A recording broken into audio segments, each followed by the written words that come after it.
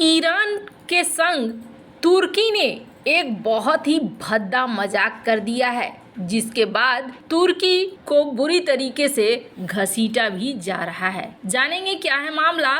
तो वहीं दूसरी तरफ भारत और यूएई ने कर दिया है बड़ा धमाल तुर्की को, जो बिल्कुल भी पसंद नहीं आएगा। जियोपॉलिटिक्स में बहुत कुछ चल रहा है, जानने को मिलेगा बहुत कुछ। आइए जानते हैं इन खबरों को विस्तार से। ईरान के राष्ट्रपति इब्राहिम रईसी और विदेश मंत्री हुसैन आमिर अब्दुल्लाहियान के हेलीकॉप्टर क्रैश में मौत के बाद इन पदों के लिए नए नामों पर फैसला हो गया है। ईरान के उपराष्ट्रपति मोहम्मद मुखबर को देश का नया अंतरिम राष्ट्रपति बनाया गया है। देश में अगले 50 दिन में देश में राष्ट्रपति पद के चुनाव की बात कही गई है। चुनाव तक मोहम्मद मुखबर को कार्यकारी प्रमुख नियुक्त किया गया है। वहीं अमीर अब्दुल्लाहियान की जगह ईरानी कैबिनेट ने अली बघेरी के नाम पर नई विदेश मंत्री के लिए मुहर लगाई है। ईरानी कैबिनेट के निर्णय से बघेरी को कार्यवाहक विदेश मंत्री नियुक्त किया गया है। इन दोनों ही नेताओं के बारे में बेहद खास बात यह है कि इनका भारत के साथ संबंध काफी नजदीकी रहा है। ईरान के नए राष्ट्रपति और विदेश मंत्री बने नेताओं के भारत कनेक्शन की बात की जाए तो दोनों का ही काफी समय नई दिल्ली में गुजरा है और दोनों के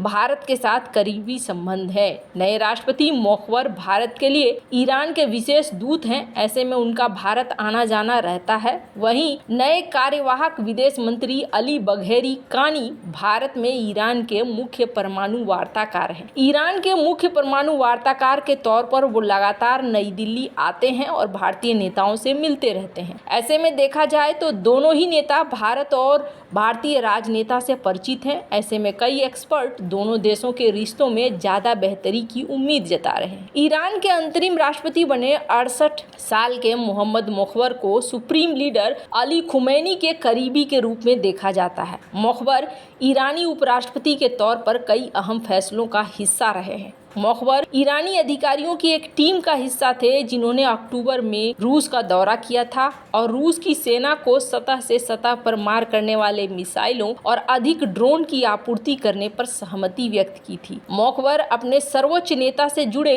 निवेश कोष सेताड़ के प्रमुख भी रहे हैं। मुखबर को 2010 में यूरोपीय संघ ने परमाणु बैलिस्टिक मिसाइल गतिविधियों में संलिप्तता के लिए प्रतिबंधित भी किया। अली बघेरी कानी एक ईरानी राजनयिक है। साल 2007 से 2013 तक ईरान की सर्वोच्च राष्ट्रीय सुरक्षा परिषद के उपसचिव रहे हैं। ईरान के शीर्ष परमाणु वार्ताकार भी रहे हैं। अली बघेरी सितंबर 2023 में ईरान और अमेरिका में हुए कैदी रिहाई समझौते के मध्यस्थता में प्रमुख वार्ताकार भी थे। हुसैन आमिर अब्दुल्लाहियान के मौत के बाद अब उनको कार्यवाहक विदेश मंत्री बनाया गया है। जहां एक तरफ ये सब कुछ चल रहा है, वहीं तुर्की को एक मजाक बहुत ही ज्यादा भारी पड़ा है। तुर्की ने इब्राहिम रईसी की मौत पर बड़ी घिनौनी हरकत की है और पड़ोसी ईरान के दुख में जिस तरीके से जश्न मनाया है कि अपने लोग ही अब फटकार लगा रहे हैं। अजरबैजान की सीमा के पास ईरानी हेलीकॉप्टर के दुर्घटनाग्रस्त हो जाने से राष्ट्रपति इब्राहिम रईसी और विदेश मंत्री की मौत हो गई है।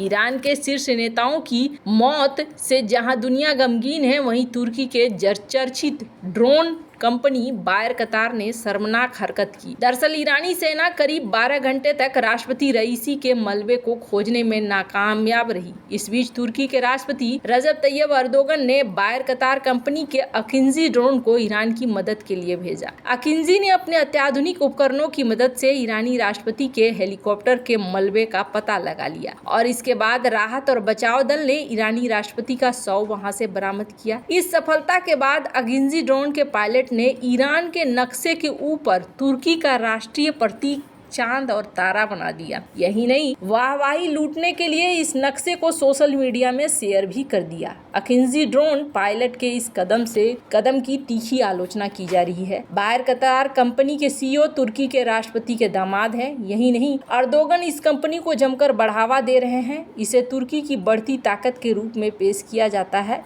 ईरानी नक्शे पर तुर्की का राष्ट्रीय प्रतीक बनाए जाने के खुद तुर्की के लोग आलोचना कर रहे हैं। कई यूजर्स ने एक्स पर लिखा, एक तुर्क होने के नाते मुझे ये पसंद नहीं आया, ये उचित नहीं है, किसी को पड़ोसी के दुख में जश्न नहीं मनाना चाहिए, ये हमारी संस्कृति का हिस्सा नहीं है, नहीं समझ पा रहा हूँ ऐसा क्यों हुआ है। कई ने लिखा, ये करना जरूरी नहीं था, ये किसी भी तरह के सभ्य व्यवहार नहीं है, वो भी तब जब ऐसी परिस्थितियां हैं। कई ने ये लिखा कि ये करने की जरूरत नहीं थी, वो भी तब जब देश शोक में डूबा हुआ है। इससे पहले अकिंजी ड्रोन ने एक वीडियो जारी करके बताया था कि ईरान के किस जगह पर उसे हेलीकॉप्टर के संकेत मिले हैं। इसके बाद बचाव दल अजरबैजान और ईरान की सीमा के पास घटनास्थल पर पहुंचा तो उसे ईरानी राष्ट्रपति के हेलीकॉप्टर का मलबा मिल गया। ईरानी नेताओं के शव को भी वहां से निकाल लिया गया है। आपको बता दें, तुर्की का ये ड्रोन रात और दिन दोनों ही समय आसानी से ऑपरेशन चला सकता है। ये 40,000 फुट की ऊंचाई पर लंबे समय तक उड़ान भर सकता है। ये ड्रोन विमान, किलर मिसाइलों और लेजर गाइडेड बमों से लैस किया जा सकता है। इसी वजह से इसे युद्ध की स्थिति में काफी उपयोगी माना जाता है। पाकिस्तान ने भी भारत के खिलाफ इस ड्रोन को खरीदा है। तुर्की की जहां मलबे को खोज निकालने की तारीफ हो रही है तो वहीं इस नक्शे को देखकर लोग भड़क उठे हैं।